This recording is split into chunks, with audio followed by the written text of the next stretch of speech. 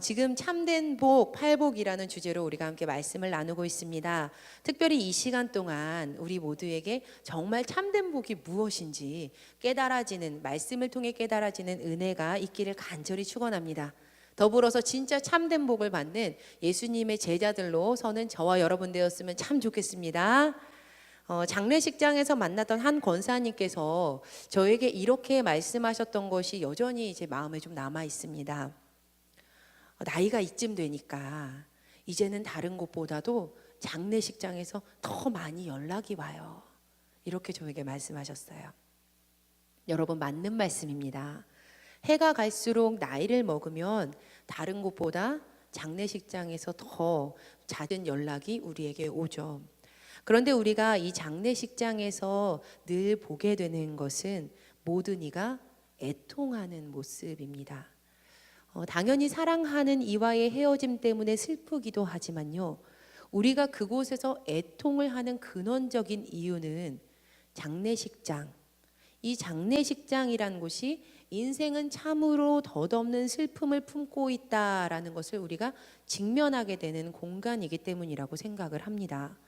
우리가 한 해 두 해 나이를 먹어가면서 더 자주, 더 많이 경험하는 것 중에 하나가 애통하는 것일 겁니다. 우리는 수많은 경험을 통해서 애통합니다. 어느 날 몸에 병이 생겼습니다. 그래서 애통합니다. 어느 날 사랑하는 사람을 잃었습니다. 그래서 애통합니다. 어느 날 물질이 바람 불듯이 사라져 버렸습니다. 그래서 애통합니다.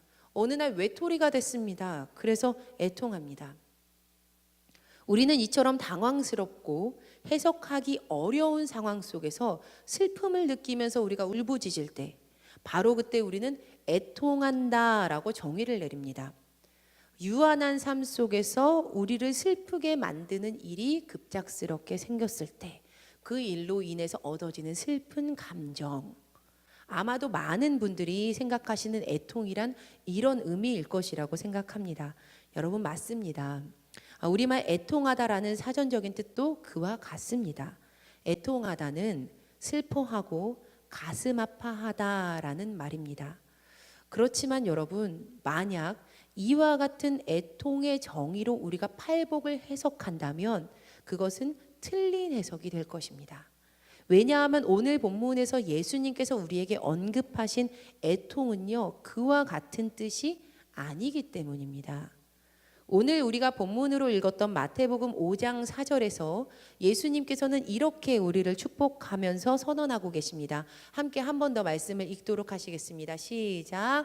애통하는 자는 복이 있나니 그들이 위로를 받을 것이미요. 이미 팔복의 모든 말씀들이 마카리오이, 그러니까 최고의 축복, 최고로 복된 축복된 행복한 사람으로 시작한다라고 이미 말씀을 드렸습니다. 그러니까 이 마태복음 5장 4절의 헬라어 어순도요, 그와 똑같아요. 그러니까 헬라어 어순으로 이 마태복음 5장 4절을 해석하면 다음과 같습니다. 최고로 복되도다. 정말 복되어서 행복한 사람, 애통하는 자요, 그들이 위로를 받을 것이다. 이렇게 해석이 됩니다. 오늘 말씀에서 복을 받는 이들은요, 애통하는 자들입니다. 복되도다, 애통하는 자요. 애통하는 자는 복이 있나니. 그러니까 우리말로 애통하다라고 해석된 이 헬라어 원어 단어는요, 다음과 같습니다. 보시면요, 펜툰테스인데요, 여기가 툰이요, th 발음이에요. 그래서 펜툰테스 뭐 이렇게 됩니다. 그런데 이 펜툰테스라고 처음 쓰여져 있는 이 단어가요, 사실은 이 펜툰테스의 동사의 원형인 펜테오에서 온 유래된 말입니다. 그러니까 우리가 그냥 읽은 헬라어 성경에는요, 맨 윗줄에 있는 펜툰테스라고 쓰여져 있는데요, 사실은 그거의 원형이 펜테오라는 것이죠. 이 성경에 그러면 왜 어떻게 바뀌어서 펜테오라는 것이 바뀌어서 펜툰테스로 쓰였냐 보면요, 펜툰테스의 현재형인데 능동태형, 능동적으로 한다라고 바뀔 때 마태복음 5장 4절에 애통한다라는 것이 펜툰테스라고 쓰여져 있는 겁니다. 그러니까 지금 마태복음 5장 4절에서 애통한다라는 것은요, 지금 능동적으로 애통해 하고 있다라는 뜻입니다. 그런데 그 뜻을 보다 더 깊이 살펴보면요, 원형인 이 펜테오, 가운데 있는 이 펜테오는요, 우리말의 내용과 동일하게 감정이나 행동으로 슬퍼하다, 애도하다, 울부짖다라는 뜻을 가지고 있습니다. 그리고 이 펜테오의 어원을 다시 한번 더 찾아 들어가면요, 파스코라는 단어가 나와요. 그런데 이 파스코라는 동사가 최종적인 위치에 있게 되는데, 최종 어원에 있는 이 파스코는요, 고통스러운 체험을 하다, 고난을 당하다라는 뜻을 가지고 있습니다. 여러분, 고난을 당한다, 고통스러운 체험을 하게 된다. 그러니까 애통하다, 이 펜테오의 애통은요, 애통하는 이의 의사와는 관계없이 당하게 되고 체험을 하게 되는 것이 여기서 말하는 애통한다라는 것이죠. 이처럼 고통스러운 체험과 고통스러운 고난을 당하는 것은 결코 특별한 삶에만 단발적으로 일어나는 사건이 아닙니다. 이 일은 우리 모든 인생들에게 일어나는 너무나도 당연한 불변의 법칙입니다. 구약의 큰 인물 중에 한 사람이었던 야곱. 이 야곱은요, 하나님께서 이스라엘로 이름을 바꾸어 주었던 사람입니다. 야곱 그를 통해서 하나님의 민족 12지파가 세워졌죠. 그는 하나님을 보았지만 생명을 구원해서 얻었고, 영적인 축복과 또 민족 지도자가 되는 은혜, 물질의 부요함과 다스한의 기쁨을 다 받았습니다. 그러니까 한마디로 잘 먹고 잘 살았다라고 평가할 수도 있는 인생일 것이에요. 그렇지만 그는 형 에서와 불화했습니다. 때문에 목숨을 구걸해야 했으며, 도망했던 땅 밧단 아람에서 외삼촌 라반에게 사기를 당해야 했습니다. 또 엉겁결에 2번 결혼하여서 얻은 그의 아내들은 사이가 좋지 않았고, 그의 자녀들은 가지 많은 나무에 바람 잘 날 없는 것처럼 서로 다투었고 나뉘었습니다. 그는 가장 사랑하는 아들 요셉이 죽었다라는 비보를 접하기도 했으며, 하나뿐인 딸 디나가 추행당하는 슬픔을 겪기도 했습니다. 그로 인해서 야곱은 전쟁의 위험과 목숨의 위태함 속에서 살아야 했던 때도 있었죠. 이처럼 다사다난한 사건을 다 지낸 후에 130세가 된 그가 애굽의 바로 앞에 서게 되었을 때 자신을 소개하면서 했던 말이 있습니다. 창세기 47장 9절 말씀인데요, 야곱이 바로에게 이르되 내 나그네 길의 세월이 130년이니이다. 내 나이가 얼마 못 되니 우리 조상의 나그네 길의 연조에 미치지 못하나 험악한 세월을 보내었나이다 하고 그가 이렇게 이야기합니다.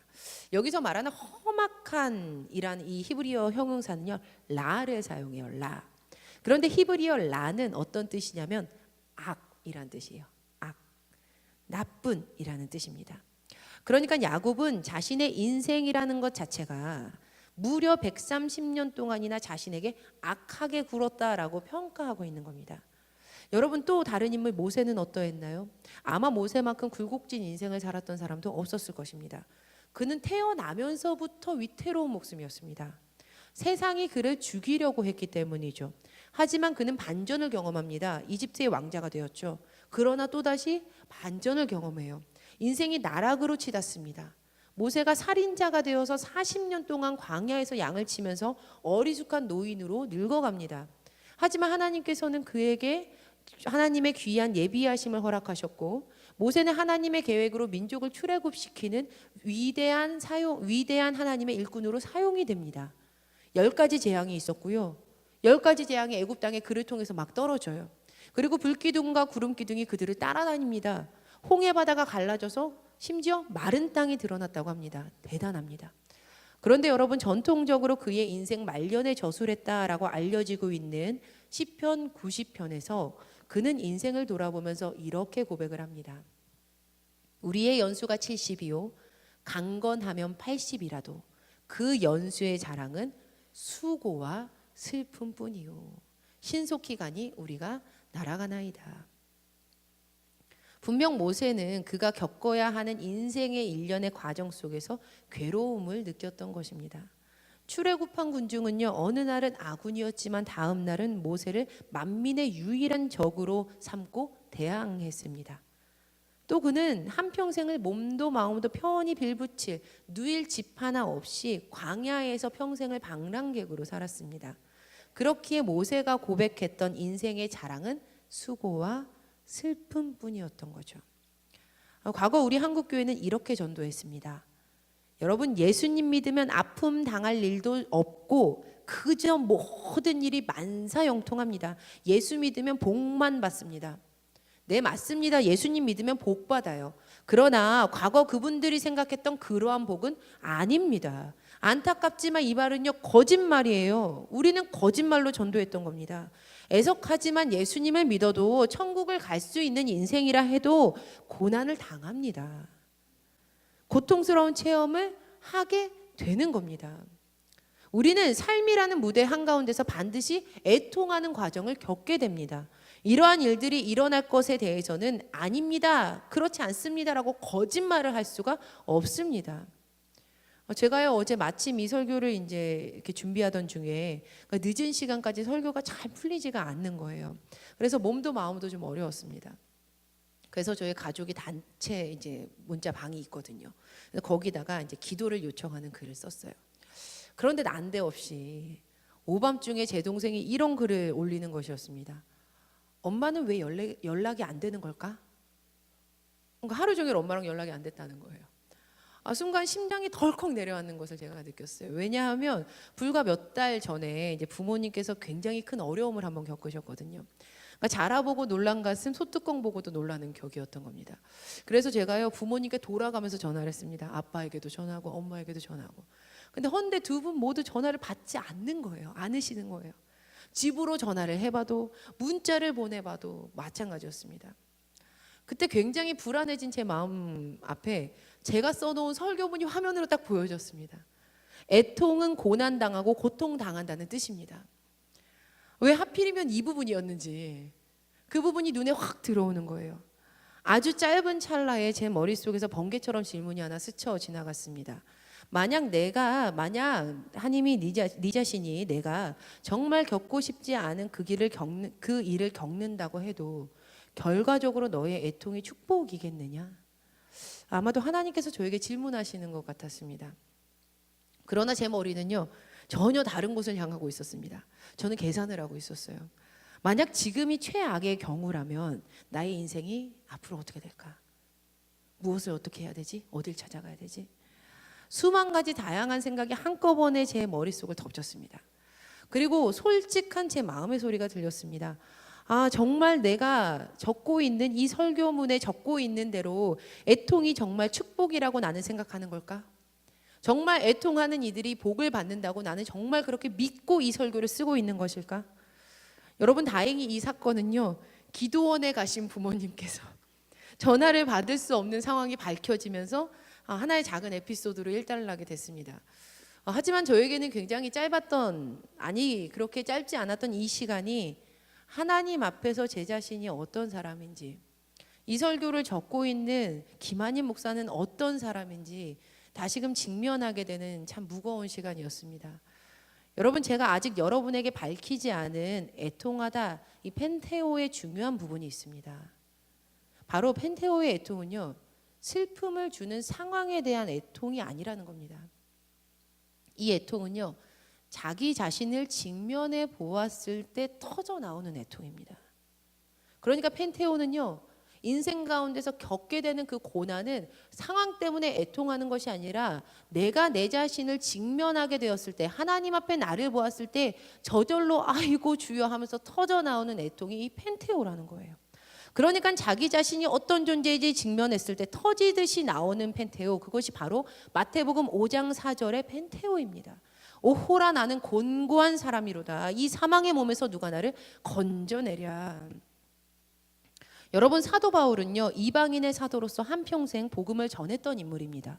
그리고 그는 신약의 대부분을 저술했던 위대한 사람입니다. 그런데 그가 저술했던 이 성경 곳곳에는요, 그가 사역 초기에서 저술했던 내용, 그리고 중기에 저술한 내용, 거의 말기에 저술한 내용들을 다 찾아볼 수가 있습니다. 그의 사역 초기와 중기, 또 말년에 그 사도 바울이 어떻게 변화하면서 그 성서를 썼는지를 우리가 찾아볼 수 있는 구절들이 있습니다. 연대별로 보면요, 고린도전서, 그리고 에베소서, 디도서, 이렇게 순서로 우리가 볼 수가 있어요. 사도 바울이 회심한 지 얼마 되지 않았을 때 그는 자신을 이렇게 고린도전서에서 이렇게 설명을 하고 있습니다. 고린도전서 15장 8절에서 9절 말씀입니다. 이 말씀 함께 읽어보시겠습니다. 시작. 맨 나중에 만삭되지 못하여 난 자 같은 내게도 보이셨느니라. 나는 사도 중에 가장 작은 자라. 나는 하나님의 교회를 박해하였으므로 사도라 칭함 받기를 감당하지 못할 자니라. 그러니까 처음에는요, 자신을 뭐라고 설명하냐면요, 사도 바울이 만삭되지 못하여 난 자, 사도 중에서도 가장 작은 자, 혹은 사도라고 칭함 받기를 감당하지 못할 자라고 스스로를 이렇게 설명을 합니다. 그리고 시간이 흐르고 바울은 자신을 이렇게 다시 정의를 내립니다. 에베소서 3장 8절 말씀입니다. 함께 읽어보시겠습니다. 시작. 모든 성도 중에 지극히 작은 자보다 더 작은 나에게 이 은혜를 주신 것은 측량할 수 없는 그리스도의 풍성함을 이방인에게 전하게 하시고, 사도 중에서 가장 작은 자였던 바울이요, 이제는 성도 중에 지극히 작은 자보다 더 작은 나라고 스스로를 소개를 하고 있습니다. 그리고 더 시간이 흘렀을 때 그는 자신이 어떤 존재였는지 최종적으로 이렇게 직면을 하게 됩니다. 디모데전서 1장 15절 말씀입니다. 함께 읽겠습니다. 시작. 미쁘다 모든 사람이 받을 만한 이 말이요, 그리스도 예수께서 죄인을 구원하시려고 세상에 임하셨다 하였도다. 죄인 중에 내가 괴순이라. 죄인 중에 내가 괴순이라. 죄인 중에 내가 괴순이라. 여러분, 정말 이 사도 바울이 정말 죄인 중에 괴수처럼 그가 변화했기 때문에 자신을 이렇게 지금 소개하고 있는 것일까요? 저는 아니라고 생각합니다. 바울의 생의 마지막이 가까이 다가오면 다가올수록 더 자신을 깊이 직면했기 때문에 사도 바울은 이렇게 애통할 수밖에 없었던 것입니다. 죄인 중에 내가 괴수였구나. 내가 정말 그러한 존재였구나. 그러나 여러분, 믿음으로 사는 이들에게 결코 애통이 종착점이 아니다라는 사실을 여러분은 기억하시기 바랍니다. 애통은요, 시작점입니다. 애통은요, 시작점이에요. 우리가 믿음으로 선포하는 분명한 사실은, 믿음의 사람들이 하는 애통은, 그 애통의 종착점은 세상과는 전혀 다르다는 사실입니다. 왜냐하면요, 기독교는요, 역설의 종교이기 때문이에요. 기독교는 역설의 종교예요. 십자가에 달리시기 전날 밤 예수님께서 잡히셨습니다. 그리고 그리스도이신 그분은 온갖 수치를 다 당하십니다. 수많은 채찍질을 당하셨고요, 십자가를 지시고 골고다 언덕을 오르시기까지 해야 했습니다. 그 모습을 바라보았던 여인들이여 가슴을 치며 슬피 울고 있습니다. 누가복음 23장 27절 보면 또 백성과 및 그를 위하여 가슴을 치며 슬피 우는 여자의 큰 무리가 따라오는지라. 그들은 이러한 모습을 보면서 울고 있었습니다. 예수님께서 고난당하는 모습, 그리스도가 주님이 안 되고 정말 처절하게 그 죄인들 가운데 서게 되는 그 모습, 그들은요, 고통스러운 경험을 하고 있었습니다. 고난이요, 고통이요, 애통입니다. 그러나 예수님께서 십자가에 달려 돌아가신 지 3일 후 우리는 어떤 일이 이 세상 가운데 일어났는지 잘 알고 있습니다. 예, 그분은요, 살아나셨습니다. 할렐루야. 로마서 1장 4절은 이렇게 선언하고 있습니다. 함께 읽어보시겠습니다. 성결의 영으로는 죽은 자들 가운데서 부활하사 능력으로 하나님의 아들로 선포되셨으니 곧 우리 주 예수 그리스도시니라. 아멘. 예수님께서 죽음을 이기시고 부활하신 것입니다. 역설입니다. 아주 처음과 끝이 뒤바뀐 겁니다.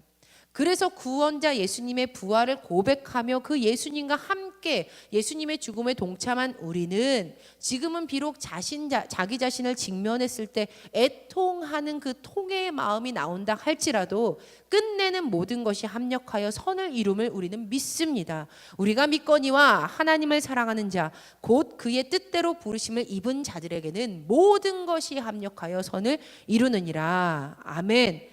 우리의 모든 삶에 직면하는 모든 애통의 그 아랄들이 그것이 어떤 모양이고 어떤 색이었던지 간에 하나님의 구원이라는 이 하나의 줄로 다 연결이 되어서 끝내는 아름다운 구원의 목걸이가 될 것을 우리는 믿음으로 고백하는 사람들입니다. 그렇다면 이제 이 지점에서 우리는 필연적으로 마태복음 5장 4절에 위로를 받을 것이미요를 살펴보게끔 됩니다. 위로를 받을 것이미요. 이 위로받다라는 헬라어 동사는요, 파라칼레오를 사용합니다. 파라칼레오. 파라칼레오는요, 가까이서 부른다, 초청하다, 위로하다라는 뜻을 가지고 있는 이 동사입니다. 그런데 이 파라칼레오를 더 깊이 이해하기 위해서는 파라칼레오라고 하나로 붙어 있는 이 단어를 두 개로 딱 쪼개 보아야만 합니다. 바로 전치사 파라 그리고 동사 칼레오입니다. 다시 설명하자면 이 파라칼레오라는 하나의 이 단어는 파라와 칼레오가 합쳐진 이 단어라는 거죠. 먼저 전치사 파라라는 이 뜻은요, 가까이, 곁에서, 근처에, 혹은 친구같이라는 이 친구라는 뜻을 가집니다. 그리고 동사 칼레오는요, 누구누구의 특별한 이름을 부른다, 이름이 불린다라는 뜻을 가지고 있습니다. 그러니까 이 위로하다라는 이 동사 파라칼레오는요, 곁에서 친구처럼 다정하게 이름을 부르는 겁니다. 그러니까 애통하는 이들은 그의 이름이 소중한 친구처럼 아이고 누구누구야 누구누구야 하면서 이렇게 불리면서 위로를 받게 될 것이라는 뜻인 거예요. 그렇다면 이 파라칼레오는요, 마지막으로 이 파라칼레오의 시제는요, 미래형이에요. 미래형. 우리가 팔복에서 제2복부터 제7복까지는 미래형으로 쓰였고 미래에 받게 될 복이다라고 말씀을 드린 바가 있습니다. 천국을 소유하는 1복과 8번째 복은 현재형인데 나머지 복들은 다 미래형이라고 말씀을 드렸어요. 그러니까 이 복은 미래에 일어날 것이라는 복이라는 거죠. 그렇다면 도대체 그 미래에 어느 누가 이렇게 다정하게 불러주는 것일까요? 과연 애통한 이들이 누구에게 이렇게 위로를 받기에 예수님께서는 애통하는 이들이 미래에 이렇게 복받을 것이다, 다정하게 이름이 불릴 것이다 라고 이렇게 선언을 해주시는 걸까요? 새번역 성경은요, 마태복음 5장 4절을 번역할 때 개역개정에는 없는 한 가지 단어를 넣어서 이렇게 번역을 합니다. 먼저 개역개정은요, 다음과 같이 이렇게 되어 있었습니다. 애통하는 자는 복이 있나니 그들이 위로를 받을 것이미요, 이렇게 되어 있습니다. 그리고 새번역은요, 이렇게 번역해요. 보시면요, 슬퍼하는 사람은 복이 있다. 누가요? 하나님이 그들을 위로하실 것이다, 이렇게 번역합니다. 반드시 하나님께서는요, 슬퍼하는 그들의 이름을 미래에 다정하게 한 명 한 명 부르시면서 위로하실 것이라는 것이죠. 여러분, 이제부터 굉장히 중요한데요, 잘 들어주세요. 위로하다라는 이 단어, 헬라어 동사 파라칼레오 기억하시죠? 이 파라칼레오는요, 신비로운 비밀을 품고 있는 단어입니다. 왜냐하면 파라칼레오를 어원으로 하고 있는 명사가 있기 때문이에요. 그러니까 즉 이 파라칼레오에서 파생된 다른 굉장히 중요한 명사가 있다라는 겁니다. 파라칼레오를 어머니로 두고 파생된 이제 명사가 있는 거죠. 그 단어는요, 바로 다음과 같아요. 파라클레토스, 중보자, 위로자, 변호자, 보혜사. 여러분, 이분이 누구이실까요? 네, 성령님이세요. 성령님. 보혜사는요, 성령님의 별명입니다. 파라클레토스는요, 바로 성령님이신 겁니다. 아, 그렇구나. 자기 자신을 직면하여서 애통하게 되는 이들에게는 성령 하나님께서 찾아와서 다정하게 누구누구야 라고 친구처럼 부르시면서 위로하시는구나. 그래서 그들이 최고의 축복을 받은 애통하는 이들, 그들이 위로를 받을 것이다 라고 예수님께서 선언해 주신 것이구나. 우리는 그렇게 깨달을 수 있습니다. 그렇다면요, 이제 우리는요, 팔복을 그냥 하나하나 다 쪼각내서 떼어놓고 볼 수는 없는 거예요. 그렇게 보아서는 안 된다는 것을 우리가 깨닫게 됩니다. 여러분은요, 이 마태복음 5장 4절이 확장되고 있다라는 것을 깨달으셔야만 돼요. 우리 지난주에 살펴보았던 마태복음 5장 4절의 바로 앞절, 첫 번째 복, 제1복, 5장 3절과 연결된다는 것을 우리는 알아야 합니다. 심령이 가난한 자는 복이 있나니 천국이 그들의 것이미요. 우리 지난주에 여기서 심령이 가난한 이들, 제1복, 오직 마음이 가난한 이들은 무엇에 가난한 이들이라고 설명을 드렸습니까? 성령에 가난한 이들이라고 설명을 드렸습니다. 심령이 가난하다는 것은 마음이 가난하게 성령을 간구한다는 것이라고 설명을 드렸어요. 즉 성령에 가난한 이들이 지금 구원을 받는 복을 얻는구나라는 것을 1복에서 우리가 보았습니다. 그렇다면 그렇게 성령의 갈급함을 가지고 있는 이들은 제2복으로 넘어오게 되는 겁니다. 애통하는 자, 즉 자신이 얼마나 애통할 수밖에 없는 존재인지 직면할 수밖에 없다라는 겁니다. 왜냐하면 성령님께서는 모든 것을 밝히 드러내시기 때문입니다. 때문에 자신을 직면하는 순간 애통이 나올 수밖에 없게 되는 것이죠. 성령이 찾아오셔서 천국이 나를 침노하면 내가 내 자신을 봤을 때 애통할 수밖에 없는 거예요. 사실 나는 흠도 없이 존경받으면서 부자로 떵떵거리면서 살았던 욥이 아니라 가진 것 하나 없이 심지어 온몸에 피부병이 생겨서 질그릇 조각으로 몸을 벅벅 긁고 있었던 그 욥이었다는 사실, 그것을 보게 된다는 겁니다. 사랑하는 여러분, 바로 그때 누가 우리를 다정히 부르면서 찾아오시는지 아시나요? 바로 파라클레토스, 그 보혜사 성령 하나님께서 내 곁에 붙어서 나를 찾아와 이렇게 부르시는 겁니다. 슬퍼하는 사람은 복이 있다. 하나님이 그들을 위로하실 것이다. 할렐루야. 여러분, 보혜사 파라클레토스는요, 위로하다 파라클레오에서 파생되었다라고 말씀드렸습니다. 이로써 우리는요, 보혜사 성령님, 그 한 분이신 하나님의 속성 가운데 위로하는 모습이 있다라는 것을 우리가 알 수 있게 됩니다. 그러면 조금만 한 번 더 깊이 살펴보겠습니다. 자신의 죄된 존재를 살펴보면서 애통할 때 그때 보혜사 성령 하나님께서 위로해 주신다라는 것은 다르게 말하면 무엇일까요? 그것은 바로 어떻게 위로해 주시는 걸까요? 죄를 없애주시면서 위로해 주시는 거죠. 천국문 앞에서 야 누구야 하고 부르신다는 겁니다. 죄를 없애주시고 구원해 주시는 것, 그렇게 위로해 주시는 것이 바로 성령 하나님께서 애통하는 이들에게 주시는 위로가 아니겠습니까? 자기 자신이 문제를 해결할 수 없어서 그 앞에서 하나님 오호라 나는 공고한 존재였군요, 나는 죄인 중에 괴수였군요 라고 고백을 할 때 성령 하나님께서는 찾아오셔서 아니야 누구누구야 너는 복 받았어 들어와 라고 하면서 부르신다라는 겁니다. 그래서 자신을 직면하면서 애통하는 이들에게는 반드시 하나님께서 위로하시는 복이 준비되어 있습니다. 우리 요한계시록 21장 4절 말씀 함께 읽어보시겠습니다. 시작. 모든 눈물을 그 눈에서 닦아주시니 다시는 사망이 없고 애통하는 것이나 곡하는 것이나 아픈 것이 다시 있지 아니하리니 처음 것들이 다 지나갔음이로라. 아멘. 사랑하는 여러분, 때문에 애통하는 복을 받을 우리가 지금 해야 하는 일이 있습니다. 애통하는 복을 받을 우리가 지금 해야 하는 일은요, 하나님 앞에서 내가 어떤 존재인지 적나라하게 직면해 보는 것입니다. 내가 어떤 직분을 가지고 있던, 내가 얼마만큼의 사회적인 위치를 가지고 있건, 얼마만큼의 물질을 가지고 있건, 얼마나 오랜 연수 동안 신앙생활을 했건, 그거 다 내려놓고 나의 마음이 주님 앞에서, 나의 인생이 주님 앞에서 사실은 어떤 존재였는지 먼저 직면해야 합니다. 그랬을 때 우리는 스스로 직면하면 애통하게 될 것입니다. 그렇게 했을 때 우리는요, 우리의 모든 눈물을 닦아주시고 다시는 사망이 없고 애통하는 것이나 곡하는 것이나 아픈 것이 다시 있지 아니하게 구원으로 위로하시면서 축복하시면서 인도하시는 그 하나님의 크신 은혜가 있음을 경험하게 될 것입니다. 사랑하는 여러분, 함께 찬양하시면서 기도하실 때 그 축복을 귀하게 누리시기를 간절히 축원합니다.